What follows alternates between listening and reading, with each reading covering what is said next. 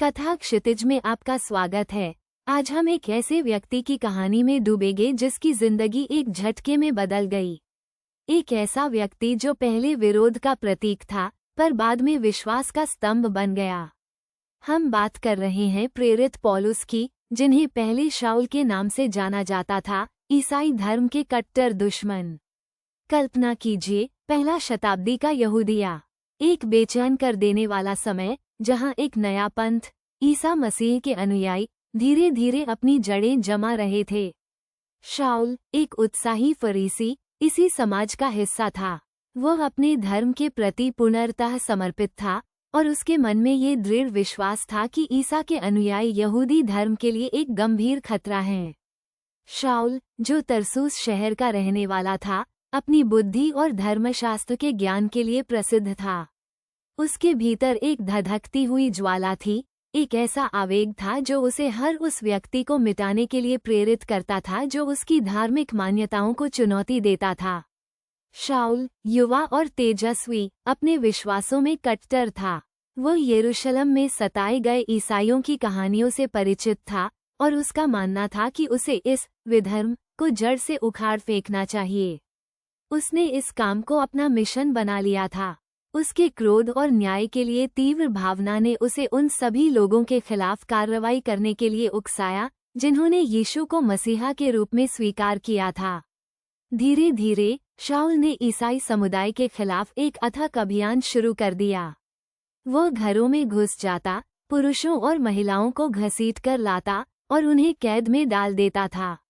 उसके आतंक से डरकर कई ईसाई यरूशलेम से भाग गए, लेकिन शाऊल का जुनून कम नहीं हुआ। वो उन्हें ढूंढता रहा, एक शिकारी की तरह जो अपने शिकार को पकड़ने के लिए दृढ़ संकल्पित था। शाऊल के नाम से ईसाई समुदाय थर थर कांपता था। एक दिन शाऊल को पता चला कि कुछ ईसाई दमिश्क शहर में शरण ले रहे हैं।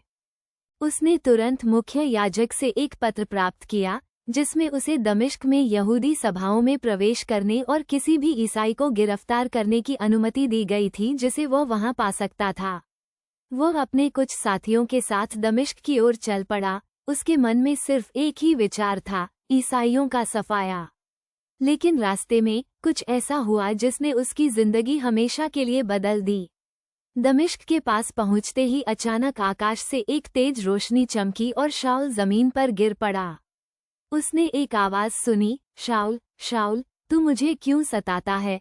शाऊल ने पूछा, तू कौन है? और आवाज आई, मैं यीशु हूँ, जिसे तू सताता है। ये पल शाऊल के जीवन का निर्णायक मोड़ था। वह, जो ईसाइयों का सबसे बड़ा दुश्मन था, अब ईसा मसीह का अनुयायी बनने जा रहा था। वह अंधा हो गया था और उसके साथियों ने उसे दमिश्क ले जाकर अननियास नामक एक व्यक्ति के पास पहुंचाया, जिसने प्रार्थना की और उसकी दृष्टि वापस आ गई।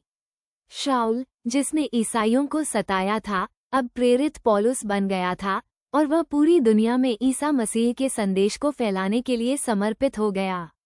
उसकी कहानी, शाऊल से पौलुस बनने की कहानी, परिवर्तन और क्षमा का एक शक्तिशाली उदाहरण है।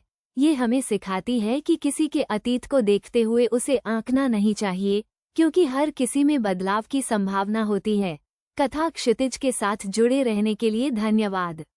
अगली बार फिर मिलेंगे एक नई कहानी के साथ।